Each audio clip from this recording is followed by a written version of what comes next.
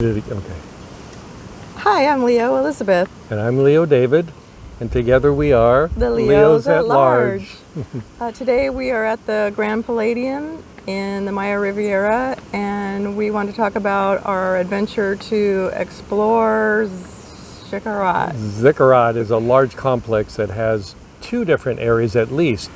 The Xcaret, which I'm probably not pronouncing that correctly, is on the water lagoon side with a lot of activities for families, walks, Very parrots, nice for families. dolphins. They've got scuba and snuba and all kinds of things like that. Swimming. But the Explorer was different. It's out near the road, and well, we looked at a lot of videos because we didn't know. We wanted to do something adventurous, and we watched the different activities, and we saw at the Explorer Park it was basically a quad drive through the jungle, like you're in Jurassic Park. two different drives. And we didn't know there were two different drives. About 3 miles each, so a long ways. And then there was the all-you-can-eat Buffets. buffet, but you need to go there already having eaten because the buffet doesn't open until about 11:30.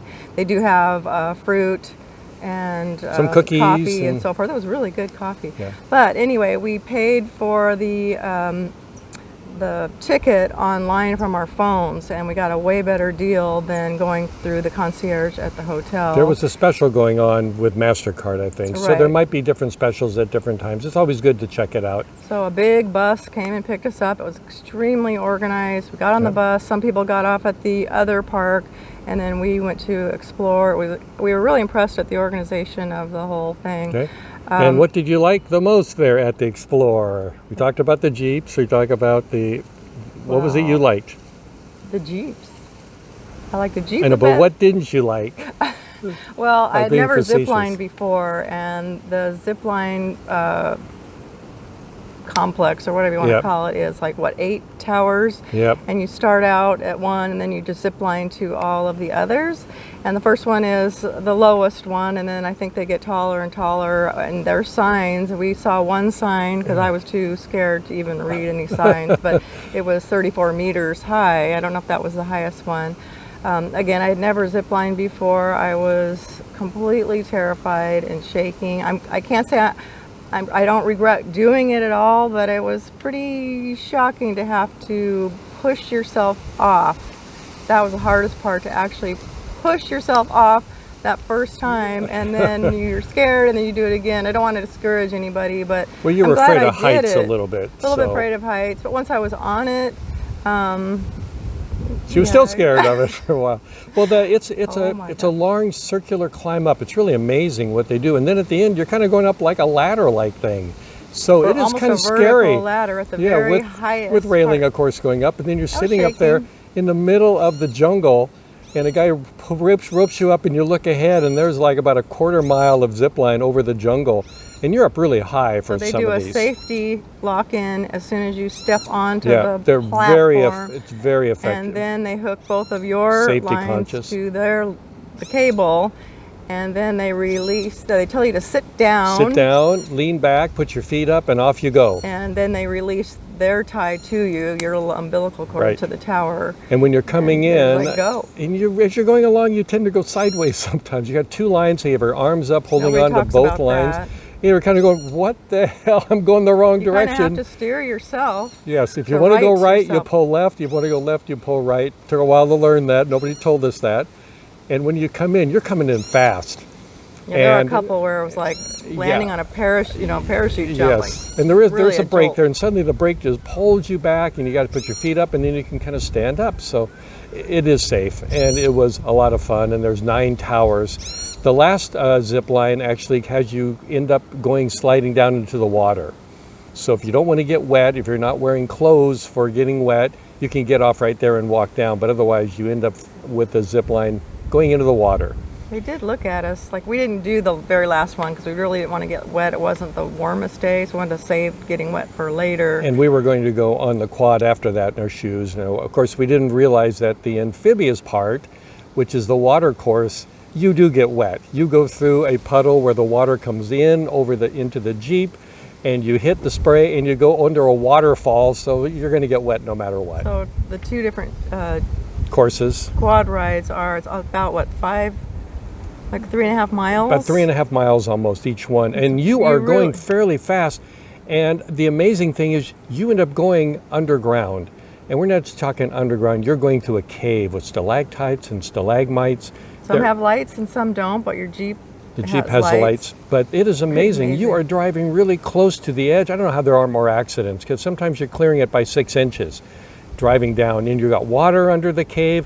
And the cave's pretty extensive, and there's maybe like 5 or 6 caves for the amphibious, and maybe 3 or 4 for the other one. And you're going fast, and you're going across bridges. And if you drive, suspension bridge on a quad that is open in the middle of it. I mean, you could see right down. If you drive the tire onto that, I don't know what happens.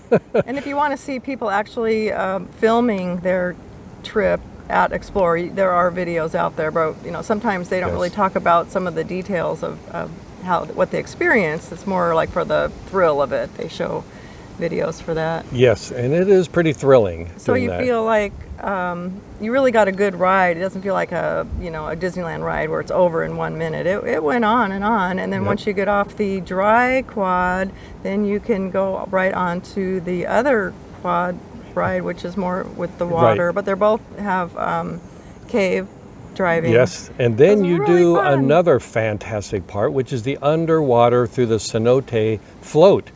And there's 2 ways, 2 courses. One is you're on a little raft, either double or single raft, paddling yourself, and it's not a flowing river. It's like a Flintstone. You have to paddle, and you're paddling through, and there's lights all along, lights underneath the water making beautiful blue lights, but there's stalactites and stalagmites everywhere. You're in a regular underwater cenote cave for that. And that was fun, but the best was the float. You put on you put on your it's not really floating, you're kind of walking along, but you put on a life preserver, and you're just individually floating through this cave for a half an hour. You're walking in a cenote underground. It is beautiful. I mean, it's a really nice, I've been to some really nice caves, and this was a really good one. I mean, it's actually very fascinating. So the 3 main things are the cave walk and the going on the raft. You've got the quad, and you've got the zip lines. And I think we were probably the oldest people there. Probably. And you're only allowed to do the zip lines and the Jeeps once. So the zip lines is once, and the different Jeeps are only done once. You can do the float as much as you can.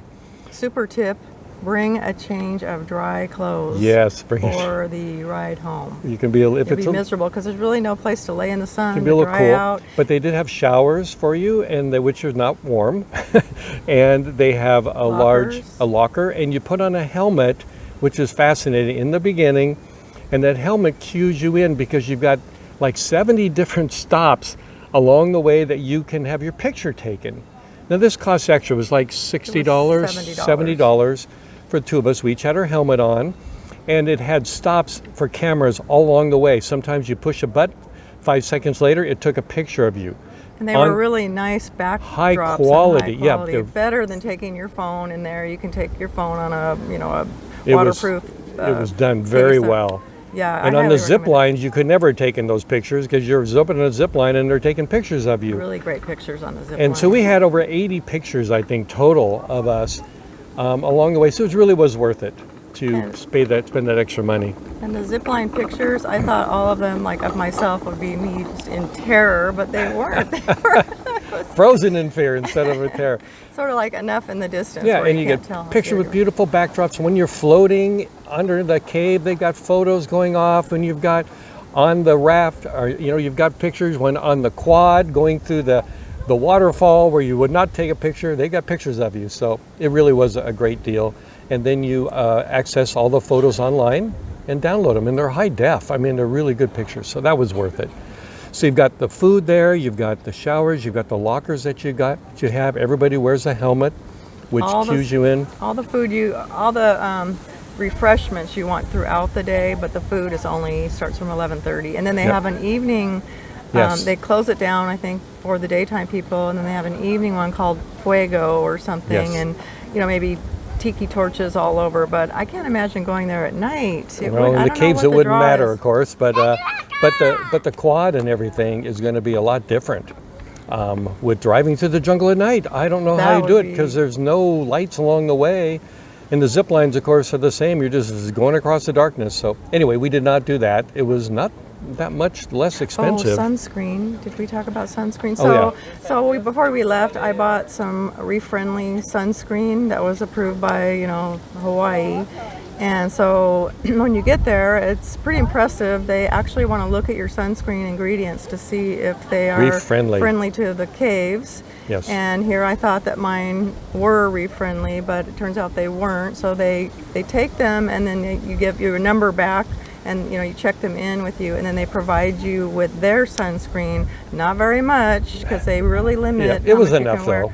It's thick too. I did bring some high-end sunscreen that was mineral-based, and they let me take that in. So I think the bottom line is that it's mineral-based. Yep. So that's it. Explore. We highly recommend it. If you want more of an adventure after just sitting around the pool or on the beach, it really was worth it. And get the photos. That was a nice addition. Until next time. See you Okay, later. Bye.